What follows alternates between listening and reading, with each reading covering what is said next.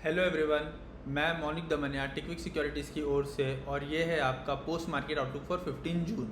तो चलिए देखते हैं कि आज हमारे मार्केट में कैसी ट्रेडिंग हुई है। जैसे कि हम देख सकते हैं निफ्टी जो है वो 1% पॉजिटिव क्लोज हुई है और हमने हमारे प्री मार्केट आउटलुक में भी डिस्कस किया था कि जो गिफ्ट निफ्टी है वो हमें गैप अप ओपनिंग के इंडिकेशंस दे रही थी। तो वैसे ही हुआ, आज हमें निफ्टी में जो है वो 1.5% का गैप अप देखने को मिला है। और जैसे कि हम देख सकते हैं कि निफ्टी जो है वो 1% पे क्लोज हुई है, इसका मतलब ये कि हाफ पॉइंट की जो है वो आज हमें गिरावट देखने को मिली है थ्रू आउट द डे। तो एक बार जो है वो हम 30 मिनट्स टाइम फ्रेम पे आके देख लेते हैं कि आज कैसी ट्रेडिंग हुई थी। देखिए, जैसे कि हम देख सकते हैं कि आज गैप अप ओपनिंग के बाद जो है वो हमें थोड़ी बहुत ही गिरावट देखने को मिली है और मार्केट जो थे वो मोस्टली साइडवेज थे। उन्होंने जो है वो नए हाई लगाने की कोशिश भी नहीं की आज, वैसा हम कह सकते हैं। अगर हम लेवल्स की भी बात करें तो हमने डिस्कस किया था कि 23,800 है वो बहुत ही ज़्यादा स्ट्रॉन्ग लेवल है। अगर उसके ऊपर आज मार्केट खुलता है और सस्टेन होता है तो हमें 24,000 से लेकर 24,100 के जो लेवल है उसके ऊपर फोकस करना चाहिए। तो वैसे ही हुआ है, मार्केट को जो है वो 24,011 का हाई लगाया है, मतलब 24,000 से जो है वो रिजेक्शन फेस करने को मिला है और 23,800 जो है वो अभी स्ट्रॉन्ग सपोर्ट है। तो मार्केट जो है वो 23,017 का वो लो भी लगा चुका है और क्लोजिंग जैसे कि हम देख सकते हैं 23,850 के करीब हमें देखने को मिली है।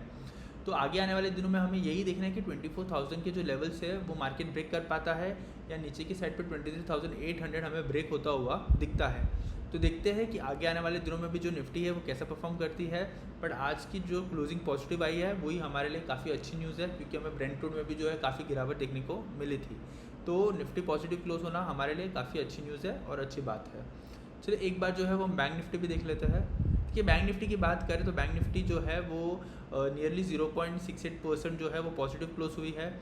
और हमने अगर हम प्री मार्केट की बात करें तो सुबह वो नियरली 1.5% पॉजिटिव ओपन हुई थी और जैसे कि हम देख सकते हैं ऑलमोस्ट 50% जो गेन्स है वो वाइप आउट हो गया है थ्रू आउट द डे। तो हम एक बार जो है 30 मिनट्स टाइम फ्रेम पे देख लेते हैं। देखिए, थ्रू आउट द डे जो है वो हमें गिरावट ही देखने को मिली है बैंक निफ्टी के अंदर।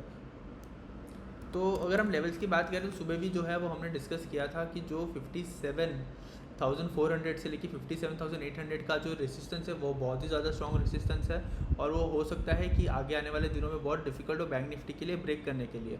तो वैसे ही आज हमें देखने को मिला है कि वही लेवल से बैंक निफ्टी को रिजेक्शन फेस करने को मिला है और जो क्लोजिंग हमने देखी वो 57,200 के करीब की आज हमारे बाज़ार में हुई है।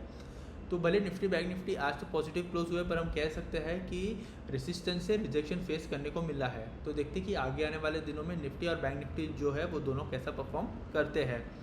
चलिए एक बार जो है वो हम ब्रेंट क्रूड के प्राइसेस देख लेते हैं। देखिए, ब्रेंट क्रूड की बात करें तो ब्रेंट क्रूड में नियरली 4.4% की हमें गिरावट देखने को मिली है और काफ़ी अच्छी न्यूज़ है। और जैसे कि हम देख सकते हैं ब्रेंट क्रूड जो है उसने 200 EMA भी ब्रेक कर दिया है और उसके नीचे ट्रेड कर रही है। अगर आज की क्लोजिंग 200 EMA के बिलो आती है तो हो सकता है कि आगे आने वाले दिनों में हमें जो है वो और गिरावट देखने को मिल सकती है ब्रेंट क्रूड के अंदर। जितना ब्रेंट क्रूड गिरेगा उतना इंडियन मार्केट और ग्लोबल मार्केट के लिए बहुत ही अच्छी न्यूज़ होगी। तो देखते हैं कि और हमें कितनी गिरावट देखने को मिलती है ब्रेंट क्रूड के अंदर। USD INR को भी देख लेते हैं एक बार।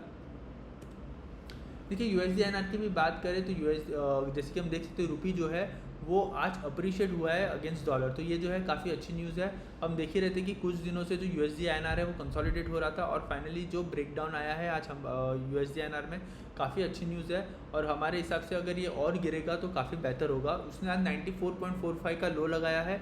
हमने लेवल्स भी मार्क करके रखे हैं। अगर 94.22 ब्रेक होता है तो हमें USD INR में और गिरावट देखने को मिलेगी।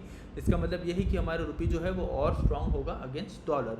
तो देखते हैं कि आगे आने वाले दिनों में जो USD INR भी है वो कैसा परफॉर्म करता है।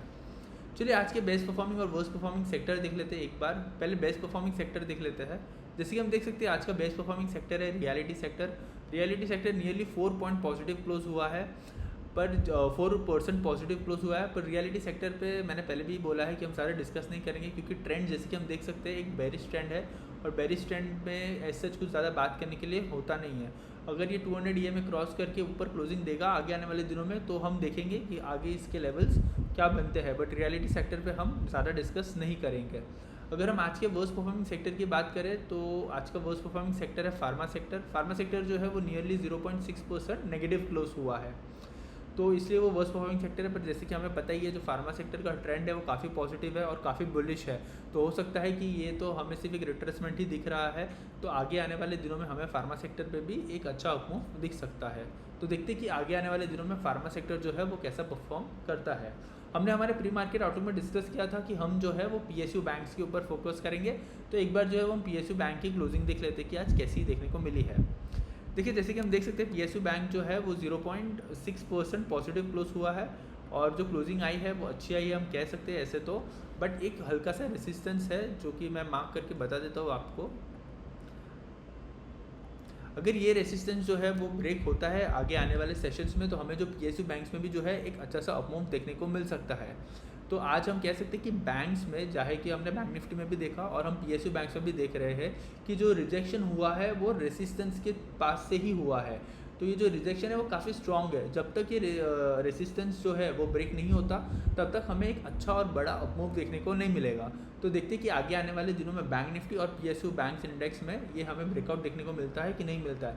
इसलिए हम जो है वो आगे आने वाले दिनों में इन चीज़ों के ऊपर जो है और इन सेक्टर्स और इंडेक्स के ऊपर जो है वो हमें फोकस रखना है।